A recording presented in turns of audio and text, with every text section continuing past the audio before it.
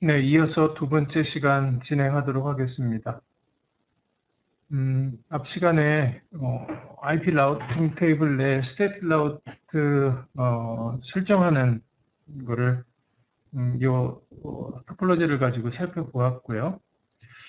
그 다음에는 다이나믹 라우팅 프로토콜인데 사실 다이나믹 라우팅 프로토콜의 개념만 이 과정에서 조금 다루고 있고 아까도 언급했듯이 3과정에서 저희가 다룰 거기 때문에 그런 측면에서 이 슬라이드에서는 라우터들끼리 본인이 가지고 있는 자기가 가지고 있는 정보를 또 다른 라우팅 디바이스와 어떠한 형태로, 그 어떠한 형태로가 뭐 주기적으로 할 수도 있고 비주기적으로 할 수도 있고 여러 가지 다양한 방법이 있고 라우팅 프로토콜이 어떤 프로토콜이냐 또는 버전이 어떤 버전이냐에 따라서 주고받는 어떤 라우팅 메시지의 형태나 메커니즘도 다 다양하게 다릅니다. 네. 지금 이 모듈에서는 하여간 그 정도만 언급을 하고요. 더 자세한 내용은 해당 모듈에서 더 진행을 해 보겠습니다. 다이나믹 라우팅 프로토콜로 이용을 해가지고 만들어진 네트워크 정보를 확인하는 어떤 ShowIP 라우트 또는 ShowIP V6 라우트인데요. 앞에서 예로 든 샘플 아웃풋하고 뭐 거의 다른 내용은 없습니다. 지금 OSPF에 대한 라우팅 엔트리를 지금 보여주고 있는 거고, V6의 경우에는 GUI 어드레스 및 링크 로컬 주소까지 포함해서 다 나타나 있는 것을 확인할 수가 있고요. 그 다음에 디폴트 라우트 설정에 대한 건데, 이것도 아까 설명드린 것처럼, 내가 모르는 모든 네트워크 정보 해가지고, 그거를 디폴트 라우트로 해서, 지금 이 그림에서 보면, 아까도 말씀드렸다시피, 위에가 로컬 랜이고, 이쪽이 이제 인터넷이거든요. 인터넷을 바라보고 있는 라우터는 R2이고, 그래서 R2의 디폴트 라우트 또는 R1에도 디폴트 라우트 정보를 외부 네트워크, 내가 모르는 네트워크로 가려면 R1은 R2로 가야 한다라는 뭐 그런 스태틱 디폴트 설정을 해야 되고, 그 다음에 R2는 이제 서브 네트워크로서 이제 외부 네트워크와의 스태틱 설정을 하면 되죠. 근데 아까 언급했듯이 버전 4면은 이런 식으로, 버전 6면 이런 식으로 해가지고 목적지 네트워크와 프리픽스 정보를 입력하면 된다라는 점. 그리고 또 하나 추가로 이게 그런 내용이 나오는데 이 R2의 경우에는 외부 네트워크로의 디폴트 라우터를 수동 설정을 하고요. R1의 경우에는 R2를 이용을 해서 그 외부 네트워크로의 디폴트 라우터를 자동으로 디스트리뷰션 할 수 있는 그런 또 특징이 있습니다. 뭐 그런 여러 가지 방법으로 내부 네트워크 R1이 디폴트 게이트웨이 라우터라고 볼 수 있고요. 이 로컬 랜에. 여기는 뭐 그림에는 라우터가 하나만 있지만 또 다른 라우터들이 여러 개 있을 수 있지 않습니까? 이 라우터마다 디폴트, 스태틱 디폴트 설정하는 게 번거로우니 R2가 어떤 내부에서 사용하는 다이나믹 라우팅 프로토콜을 이용을 해서 이 스태틱 라우터를 이제 디스트리뷰트하는 그러한 이제 방법도 있다라는 설명. 그리고 또 이렇게 0.0.0.0 이런 식으로 표현을 하기 때문에 이게 쿼드 제로 라우트라는 용어로도 많이 설명을 하고 있습니다. 쿼드 제로 라우트. 그래서 참고로 알아두시면 되겠고요.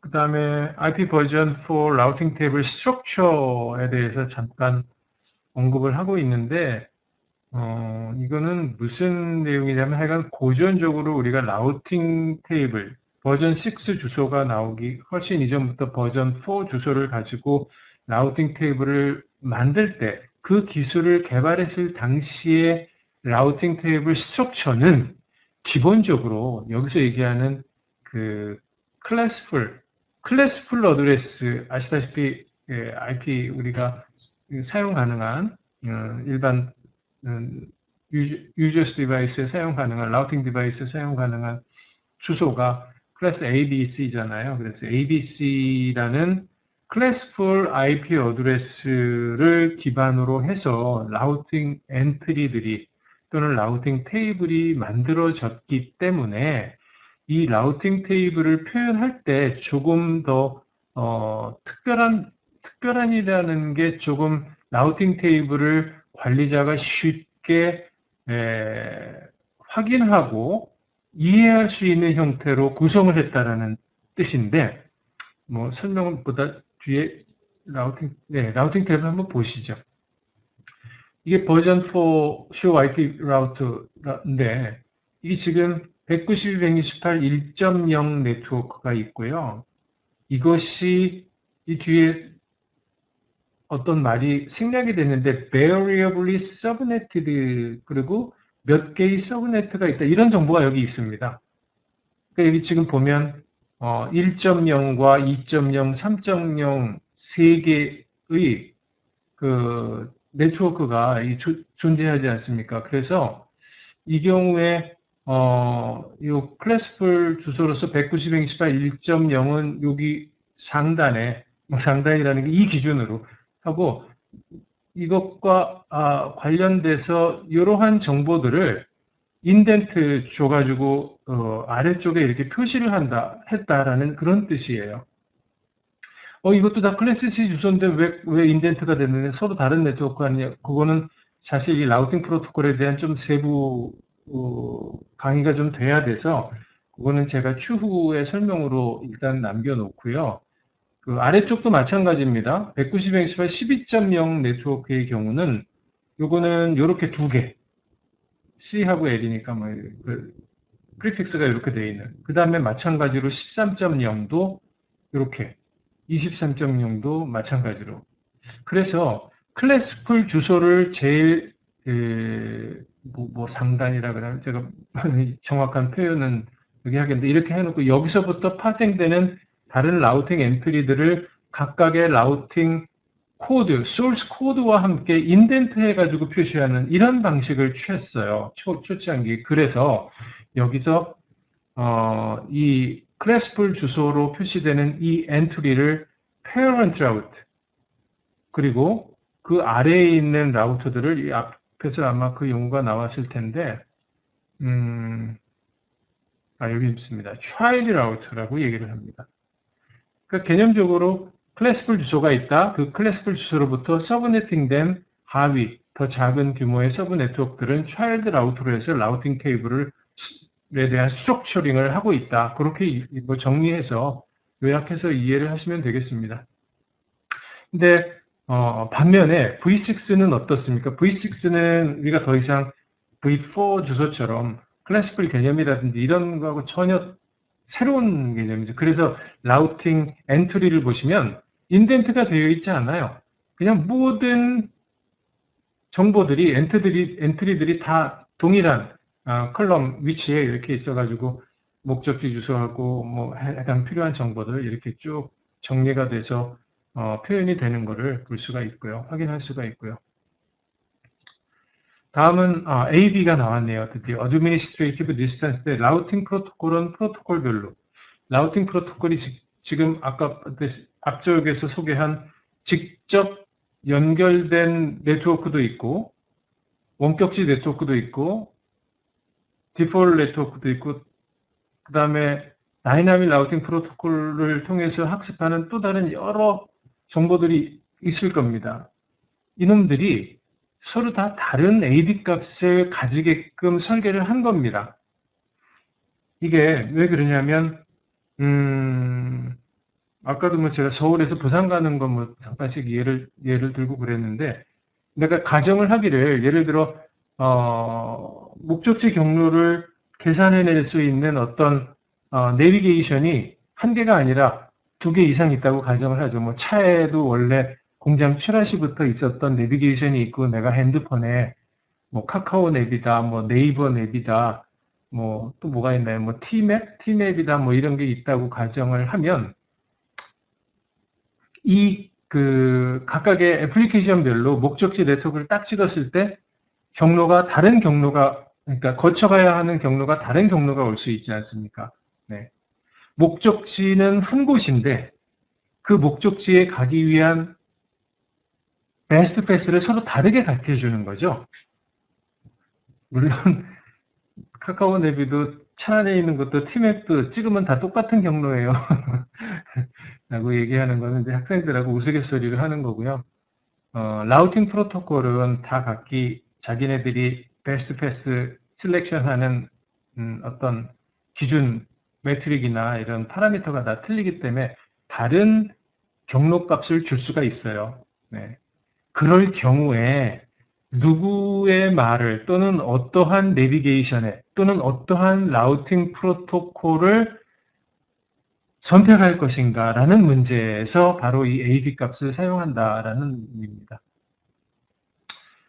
여기 정리가 되어 있죠. 어떤 소스가 여러 개예요. 데스티네이션 네트워크로 가기 위한 소스 정보가 많은데 which source to use? 그 다음에 여러 개의 소스가 있는데 그 중에 최종적으로 어느 라우팅 테이블에 무엇을 올리겠는가?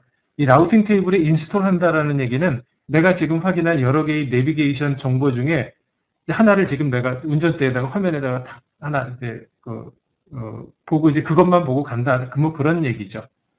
그럼에도 불구하고 뒷단에서는 라우팅 프로토콜이 계속 동작을 하고 있어요. 네, 그런 거를. 그래서 다른 표현으로는 라우팅 프로토콜의 어드미니스트레이티브 디스턴스라는 거는 각각의 라우트의 trustworthiness다. 그 경로를 얼마나 신뢰할 수 있는가.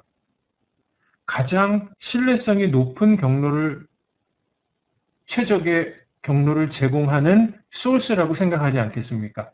네. 그런 목적으로 약간 AD 값이 있다. 네트워크가 상당히 많은 노드들로 이루어지고 있고 복잡한 프로토콜들이 동시다발적으로 수행이 되기 때문에 다중 경로, 멀티플 패스 정보가 들어오고 그것에 대한 어떤 셀렉션을 하기 위한 어떤 기준 값이고 개념이다. 이렇게 정리를 하면 되겠고요.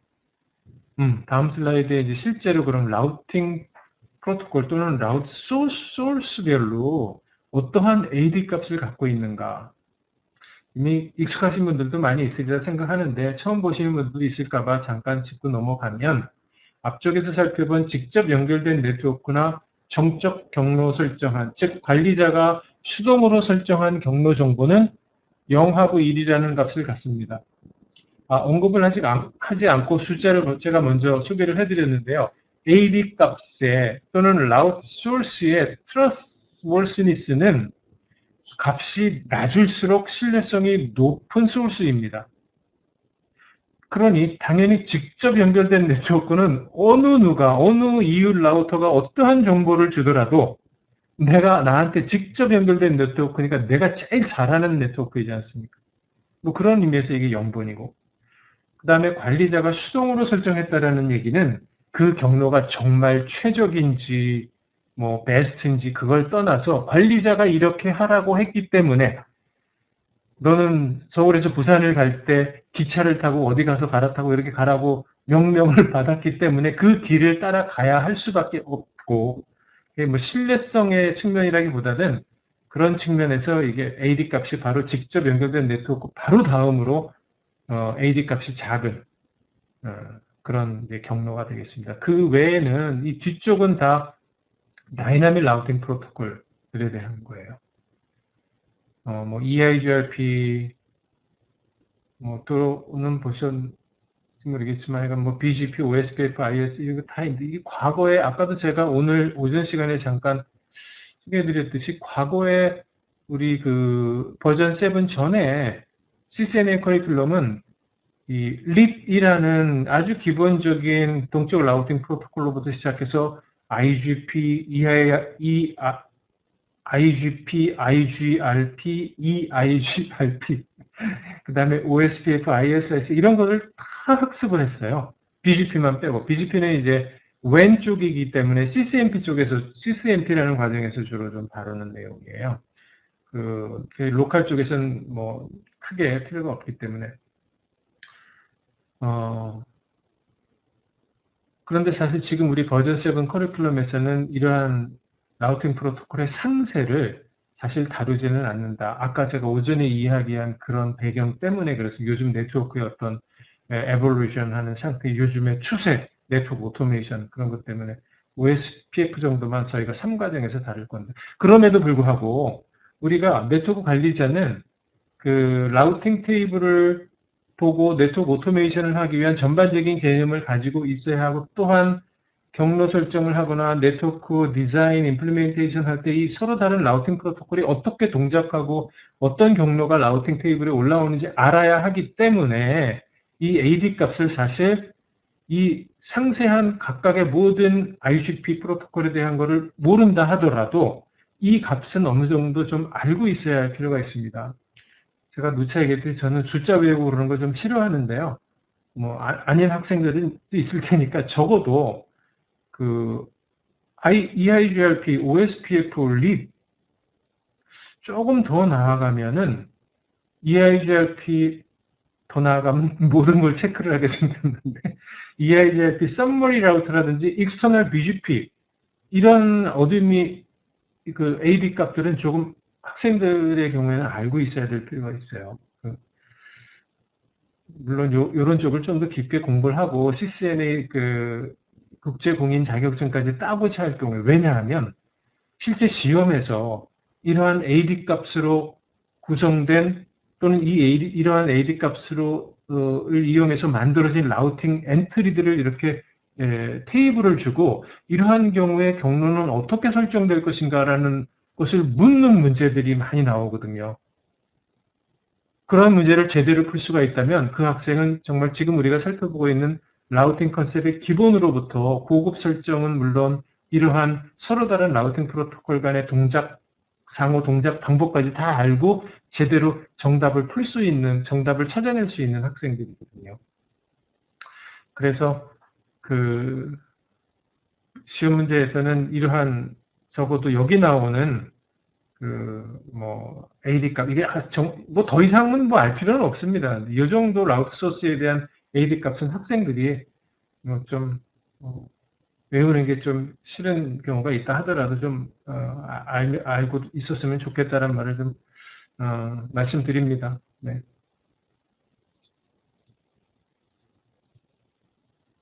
그 다음에 14.5 섹션인데 Static and Dynamic Routing에 대한 뭐 설정 내용이라든지 이걸 또 전반적으로 랩업하는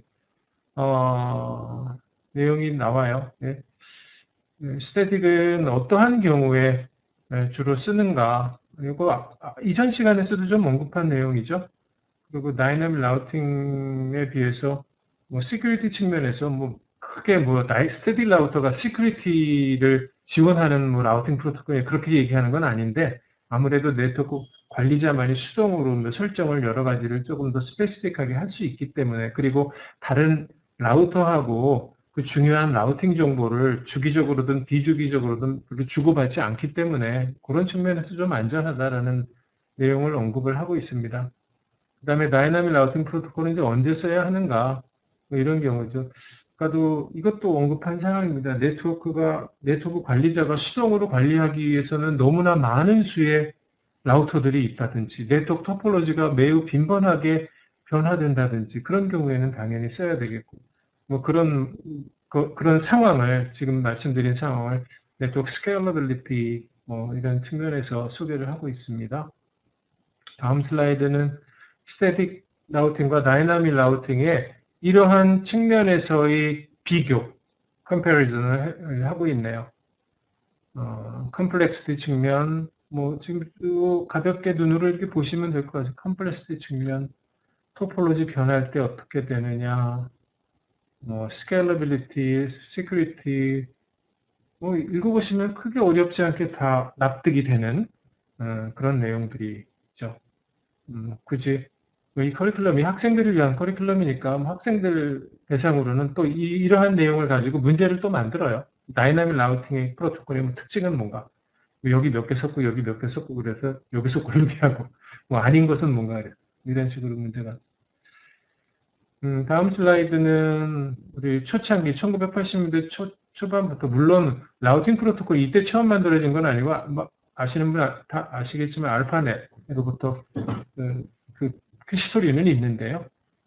주로 우리가 다루고 있는 라우팅 프로토콜이 어디서부터 시작돼서 어디까지 왔는가. 지금 이거를 무슨 타임라인이라고 하나 뭐라, 이걸 보시면 알겠지만 라우팅 프로토콜의 발전이 80년대, 90년대까지도 여러 개의 라우팅 프로토콜이, V3는 버전 6용입니다. 이 OSPF. 아주 좀 활발하게 매년 또는 뭐 2, 3년에 한 번씩 뭔가 라우팅 프로토콜이 나오고 이렇게 보실 수가 있잖아요. 그런데 2000년 이후는 별로 없어요. 네. 그러니까 지금 이미 우리가 지금 제가 아까 커리큘럼 버전 측면에서 버전 7에서 많은 라우팅 프로토콜을 빼고 뭐만 공부한다, 이전에는 뭐를 막 공부했다라고 하는 게 바로 이러한 배경이 있기 때문에 이미 라우팅 프로토콜에 대한 알고리즘과 메커니즘 종류들은 이미 이제 거의 20년이 다 넘은 이제 기술이 돼버려서 거의 뭐 이제 더 이상 새롭게 뭐 어떤 내부 라우팅 프로토콜, 외부 라우팅 프로토콜을 만든다 그런 개념은 없어요. 2000년 이후에는 거의 개발이 안 되고 이제 2010년 이후에 최근에 한 4, 5년 전부터 아주 활발하게 그 네트워크 오토메이션에 대한 개념과 함께 네트워크 오토메이션 제가 오늘 여러 번 강조하는데 그게 3과정에서 다루는 커리큘럼 콘텐츠의 거의 한 3분의 1 이상이기도 하고 최근에 우리가 시스코 네트워크 아카데미 커리큘럼 제 오리엔테이션에서도 소개해드렸지만 그 데브넷이라고 데브넷 여기 교수님들 중에 저랑 같이 지난 겨울에 그 강의하신 과정 밟으신 분들도 계세요. 데브넷이라는 데에서 그런 내용을 많이 다루고 있습니다. 그런 좀 라우팅 프로토콜에 관련한 그 에볼루션과 관련된 그런 상황을 조금 이해를 같이 하시면 좋을 것 같습니다. 그럼에도 불구하고 지금 과거에 개발한 다양한 라우팅 프로토콜을 게이트웨이 기준으로 내부 게이트웨이냐 외부 게이트웨이냐 이렇게 해서 구분하는 법. 과거에는 이런 것도 시험 문제 많이 냈어요. 근데 요즘에 이런 거 거의 안 물어봅니다. 디스턴스 벡터 라우팅 프로토콜과 링크 스테이트 라우팅 프로토콜의 차이점은 뭐냐? 이건 뭐 벌써 20, 30년부터 항상 강의하던 내용들인데 요즘에는 이런 걸 깊게 다루지 않아요. 네.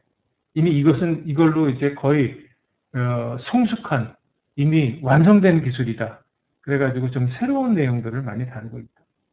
근데 우리는 이제 그 학생들 가르치는 입장에서 교수님께서는 강의 시간에는 디스턴스 벡터나 링크 스테이트, 쇼트 스테이트 퍼스트, 알고리즘 뭐 이런 거 해가지고 디스턴스 벡터는 어떤 특징, 링크 스테이트 어떤 이거 뭐 자료 찾아보면 다 나오는 내용이라 제가 여기서 일일이 구체하게 설명은 드리지 않겠습니다. 그런 내용 가미해서 학생들한테는 좀 배경 설명해 주시면 좋을 것 같습니다. 다이내믹 라우팅 프로토콜 컨셉 뭐 같은 개념이고요. 네. 데이터 스트럭처, 그 다음에 라우팅 프로토콜 메시지 주고받는 법, 그 다음에 알고리즘, 이렇게 방금 제가 말씀드렸다시피 이렇게 디스턴스 벡터나 링크 스테이트 이러한 다이내믹 라우팅 프로토콜의 기본에 대해서 이렇게 커다랗게 두리뭉실하게 데이터 스트럭처는 어떤 걸 가져간다, 프로토콜 메시지라는 게 있어서 어떤 정보를 주고받는다, 알고리즘은 뭘 쓴다, 이런 내용만 살짝 언급하고 넘어가는 식이에요. 바로 이 커리큘럼이. 그런 측면에서 하시면 되겠고요. 그리고 베스트 패스 선정하는 게 대표적으로 그래도 이 립하고 OSPF하고 EIGRP가 어떤 매트릭을 사용을 해가지고 최적의 경로를 찾는지 정도는 그래도 학생들 대상 강의하실 때 꼭 짚고 넘어가 주십시오. 제가 이런 말씀을 드리는 게 매번 같은 이유지만 시험 문제에 나오기 때문에 립은 거쳐가는 수, OSPF는 링크 코스트라는 매트릭을 쓰고 EIGRP, 이건 이제 시스코사의 프로토콜이기 때문에 요즘에 시험 문제가 이렇게 많이 나오진 않지만 그래도 현존하는 디스턴스 벡터 라우팅 프로토콜 기반의 가장 훌륭한 OSPF하고 맞먹는 또는 그보다도 어쩌면 더 효율적인 그런 라우팅 프로토콜이라서 약간 이거는 파라미터를 뭐 밴드위스, 딜레이 뭐 더 나아가서는 뭐 여기 보면 링크, 로드나 릴라이빌리티 이런 거를 컴포짓 매트릭 계산을 해가지고 아주 복잡한 계산을 해가지고 하는데 요즘에 이건 강의를 하지 않습니까? 하지 않습니다. CCNA 버전 7에서는. 그러나 여기서 나오는 키워드들, 홉 카운트다, 코스트다, 그 다음에 EIGRP는 밴드위스 앤 딜레이 밸류를 사용해서 매트릭을 만든다. 이 정도는 짚고 넘어가야 합니다. 그 다음에 마지막 컨셉 같은데요. 로드 밸런싱에 대한 겁니다. 지금 기존에는 목적지 네트워크로의 경로 정보가 서로 다른 소스로부터 왔을 때 AD 값을 기준으로 한다라는 그게 트러스트워튼이 있으니까. 두 번째는 longest match라는 내용이 있었는데요. 그것까지도 같다라면 어떻게 할 것인가라는 문제예요. 기본적으로 다이나믹 라우팅 프로토콜은 서로 다른 두 개 이상의 경로가 완전히 동일한 코스트, equal cost라면 로드 밸런싱을 기본적으로 하게끔 되어 있다라는 얘기입니다. 그 개념이에요. 뭐 다른 거는 없어요. 이거는 물론 우연히 다이나믹 라우팅 프로토콜을 돌리다 보니까 우연히 이렇게 만들어질 수도 있겠지만 사실 네트워크 관리자의 어떤 인위적인 좀 개입이 필요한 부분이 있습니다. 그냥 아무 생각 없이 했는데 로드 밸런싱이 된 경로가 만들어지고 이거를 관리자가 모른 채 계속 운영을 하고 있으면 안 되기 때문이죠. 마지막으로 하나 특징은 EIGRP의 경우에는 EIGRP 사실 지금 문제도 잘 나오지는 않지만 unequal cost load balance 무슨 말씀인지 알겠죠? 서로 다른 매트릭 값을 가지는 패스라도 로드 밸런싱이 가능한 그런 설정을 할 수가 있어요. 일반 다른 표준 라우팅 프로토콜에서는 할 수가 없는데 그런 거를 언급하고 있고 하여간 필요에 따라서 로드 밸런싱을 할 수 있다면 부하가 분산이 되는 거기 때문에 하여간 전체적으로 네트워크에 하여간 좋은 영향을 가져올 수 있겠죠. 그래서 이 기능이 다이나믹 라우팅 프로토콜의 기본 설정이라기보다도 기본 동작 방법이다. 네, 그런 정도로 요약을 할 수가 있겠습니다. 네, 14장의 라우팅 컨셉 주기가 요 정도로 마무리됐네요. 그리고 이어서 15장, 16장이 있는데요. 이 부분은 제가 시간이 길게 소요되지는 않아요. 왜냐하면 어제 와이어리스 랜 쪽의 뒷부분 챕터가 거의 따라하기식의 설정 내용이듯이 이 15장, 16장은 교수님들이 오후에 주어진 패킷트레스 액티비티 과제를 가지고 명령어 넣고 라우팅 테이블 보고 라우트 소스나 뭐 이런 거 분석하는 거거든요. 그냥 한번 해보는 거거든요. 그래서 그냥 따라하기식의 새로운 개념이 나오는 건 아니고 그래서 조금 빠른 속도로 리뷰를 15장을 좀 하고요. 마무리를 좀 할까 합니다.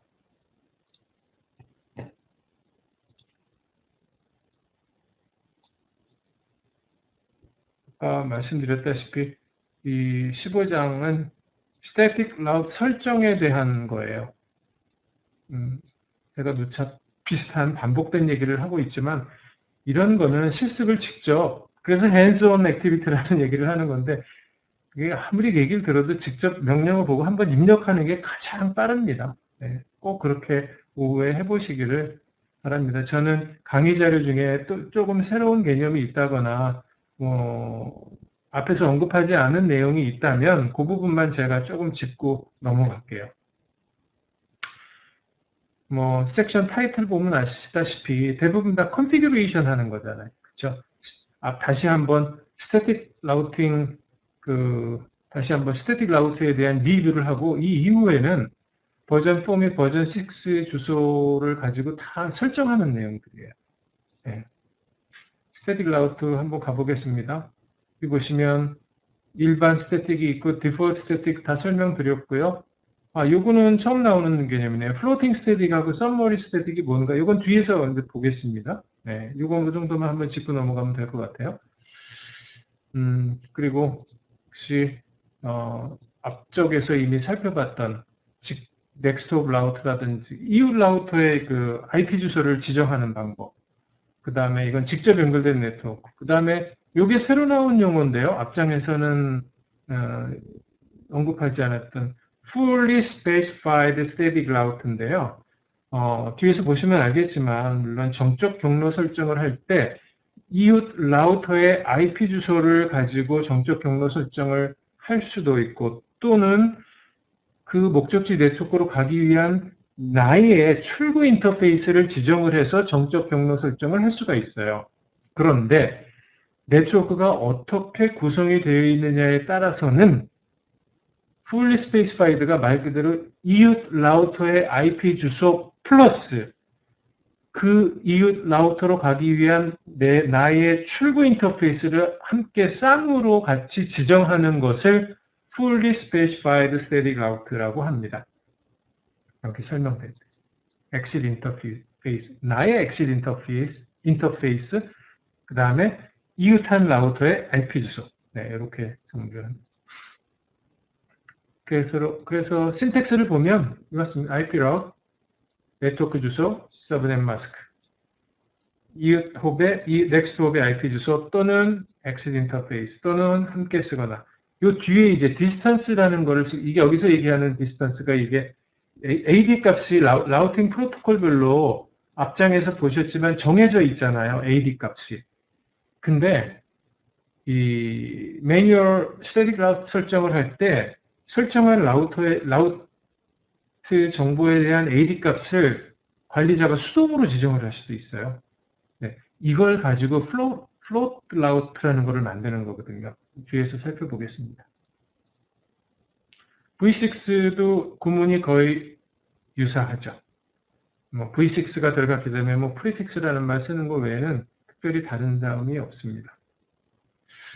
그리고 이 15장에서 강의를 위해서 사용하고 있는 샘플 토폴로지는 지금 보시는 거와 같고요. 이 왼쪽이 이렇게 잘라가지고 이 왼쪽이 172, 16에 1번, 2번, 3번 오른쪽은 162, 168에 1번, 2번 네, 이렇게 쓰는 거고 V6 주소는 이렇게 ACAD 1번, 2번, 3번 쓰고 이쪽은 카페라고 해서 카페 1, and 2 이렇게 쓰는 이런 식으로 어드레스가 이 주소를 이제 머릿속에 가지고 토폴로지를 요 머릿속에 계속 둔 채 커맨드 아웃풋들을 이제 보는 거예요. 설정을 하고 나서 보는 내용이고 제대로 설정이 됐는지 핑 테스트도 하고 이게 지금 R1에서 핑 테스트를 하고 있는데 지금 그 토폴로지가 머릿속에 있는지 모르겠습니다. R1에서 이렇게 핑 테스트를 한 거거든요. 네. 근데 핑 테스트 한 것 중에 192, 168, 2.1이 있어요. 192, 168, 2.1이 어디냐면 이쪽 네트워크잖아요. R1에서 여기는 핑이 되는데 여기를 핑을 하니까 안 된다. 안 된다. 왜 그렇겠습니까? 여기는 직접 연결된 네트워크니까 되고요. 여기는 홉을 거쳐가야 되는데 지금 R2에 아무런 스태틱 라우트 설정을 안 했으니까 안 된다. 뭐 그런 내용인데 한 가지 참고로 R1에서 이 인터페이스, 즉 192, 128, 1.0을 핑을 하면 요거는 돼요. R1하고 R2는 직접 연결된 네트워크고 R2는 자기의 직접 연결된 네트워크 정보를 알고 있기 때문에 당연히 핑이 되겠죠. 네. 즉 다시 말씀드리면 두 개의 이웃하는 라우터가 있는데 이웃 라우터에 직접 연결된 네트워크들은 이 원래 라우터에서 다 통신할 수 있다. 그렇게 이해를 하시면 되겠습니다. 별도의 라우터 2대만 있는 경우에는 별도의 라우팅 프로토콜 없어도 호스트 커뮤니케이션이 가능하다라는 얘기죠. 그런데 지금 여기 보시면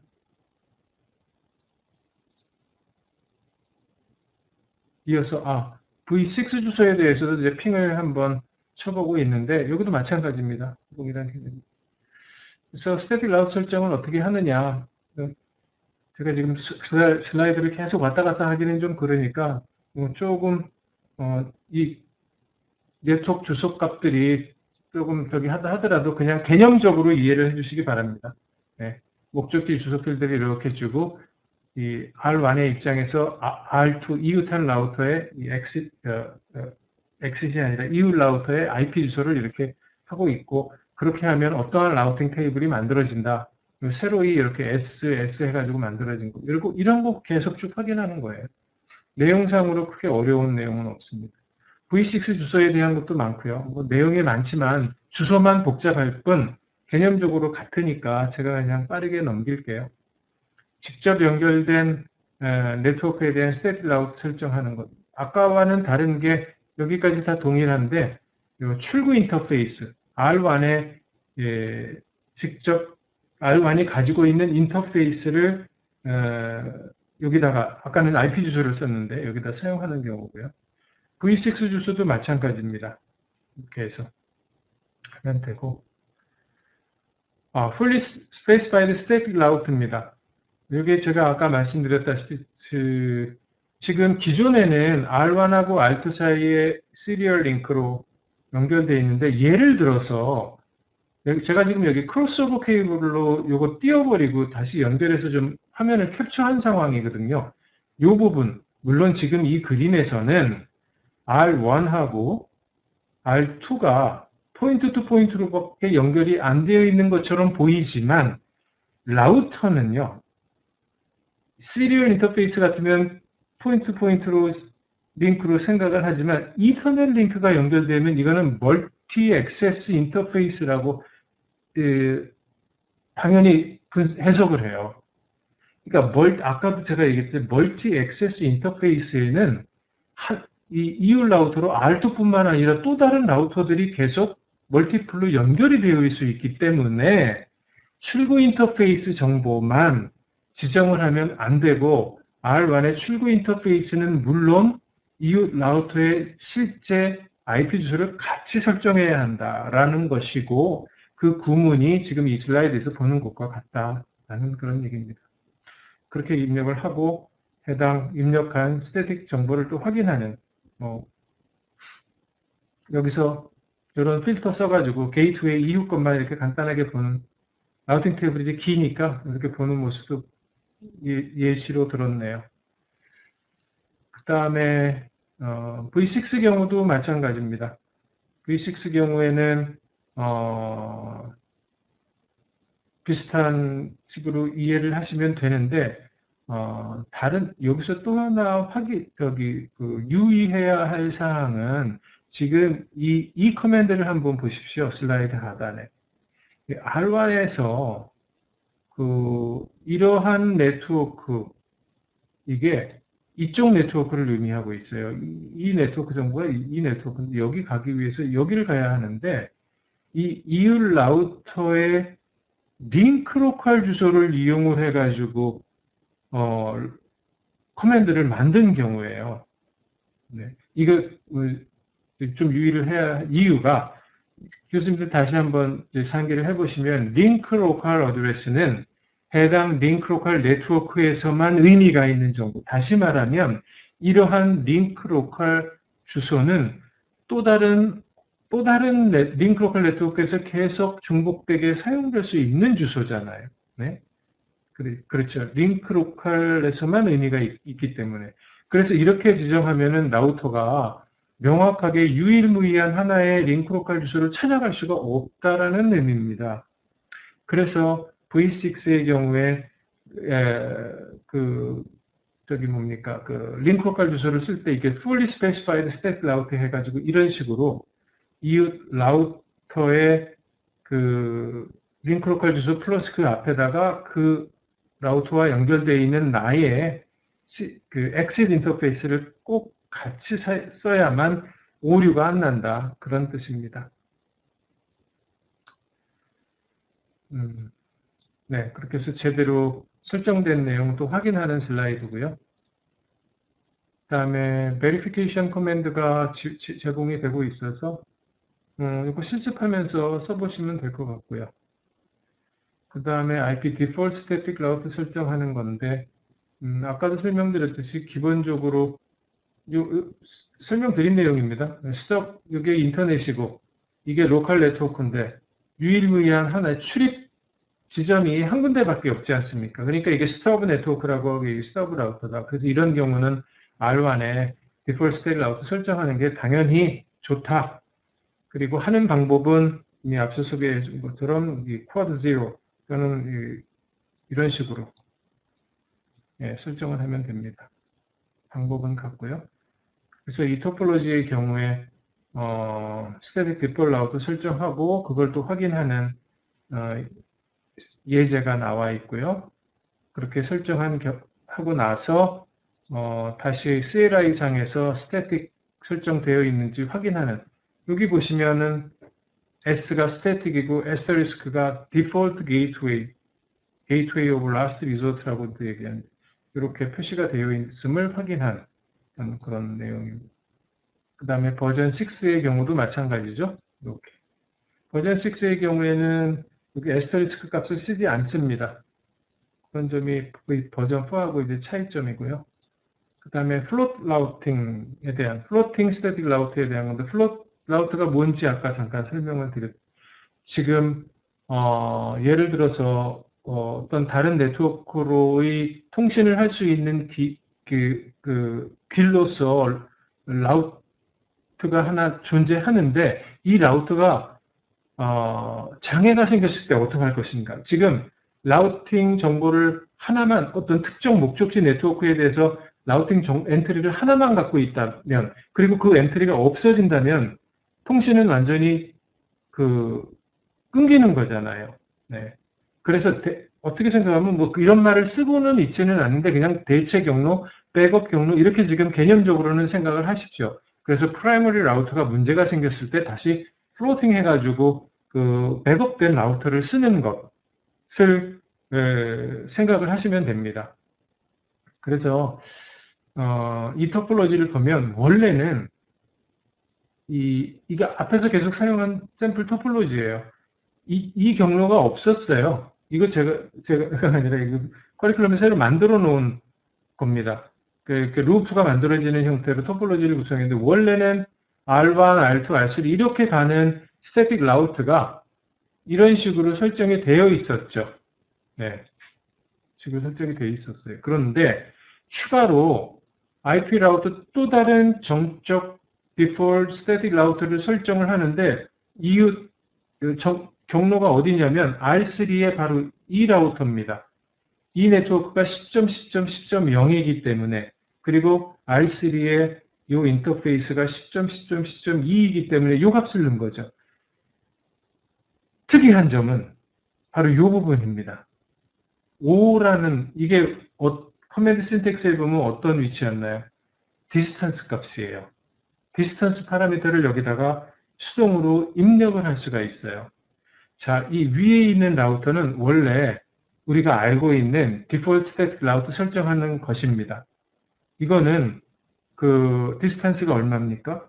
직접 연결된 네트워크는 0번이고 디폴트 스태틱 라우팅 하면 1번이잖아요. 그래서 여기는 사실 이 커맨드 뒤에 1이라는 값이 생략되어 있는 거나 마찬가지죠. 그런데 이 경로가 문제가 생겨서 끊겼을 경우에 통신이 안 되니 경로 정보가 없으면은 여기 물리적으로 뭔가 연결이 되어 있다 그래도 스태틱 라우팅은 안 해요. 그러니까 바로 요 놈이 뒤에 있던 원래 뒤에 쫙 잘 감추고 있던 대체 경로, 백업 경로가 여기에 살아 올라온다라는 얘기. 그래서 이 정보를 가지고 라우팅을 해요. 평소에는 이 두 번째 설정한 이 플로팅 스태틱 라우터가 AD 값이 5로서 원래의 스태틱 라우터인 1번보다 크기 때문에 라우팅 테이블에는 보이지 않습니다. 네. 그거를 요 아래서 이렇게 확인해 볼 수가 있고요. V6 주소에서도 마찬가지예요. 원래가 있고, 그 다음에 플로팅 라우터는 이 아래 feed라는 새로운 주소를 이용해가지고 역시 마찬가지로 5라는 값을 5라는 값을 이용을 해서 만들어 놓았네요. 이게 플로팅 스태틱 라우팅 설정하는 방법입니다. 그래서 두 개의 링크가 다 끊어져도 잘 대체 경로가 올라와서 통신하는 그런 모습이라기보다는 그것을 R1 라우터의 라우팅 테이블을 확인함으로써 검증한 그런 것이 되겠고요. 그 다음에 흔하지는 않지만 스태틱 호스트 라우터라 그래서 이 말은 역시 마찬가지로 정적 경로 설정을 하는데 호스트 라우터라는 거는 버전 4의 경우에는 32비트가 모두 일치하는, 버전 6의 경우에는 128비트가 모두 일치하는 그런 스태틱 라우터 설정을 하는 것이고, 프리픽스나 서브넷 마스크 그러니까 마스크 값이 32비트나 128비트로 바뀔 뿐, 전체적인 개념적으로나 라우팅 테이블 보는 법 이런 것들은 다 유사합니다. 간단하게 이러한 토폴로지를 가지고 오른쪽에 서버로의 어떤 호스트 라우트 여기 보시면 금방 아시겠지만은 252525 32비트 그 다음에 여기 프리픽스 128 이렇게 다 해서 지정을 하고 이웃 주소 주는 거 뭐 크게 복잡하지 않은 걸로 그 다음에 또 베리피케이션 또 한번 하고 네. 그 다음에 링크 로컬에 대한 것도 또 한번 추가로 언급을 하고 있네요. 네, 여기까지가 15장의 내용이고요.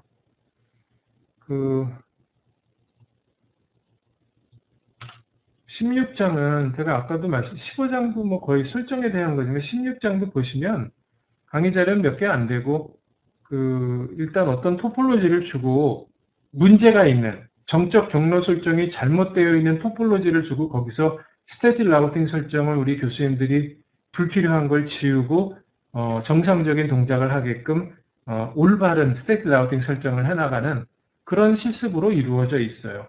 네. 그래서 여기 뭐 강의 자료라고 할 것도 없습니다. 뭐 이런 절차를 따라서 하면 되겠다 하는 얘기고요.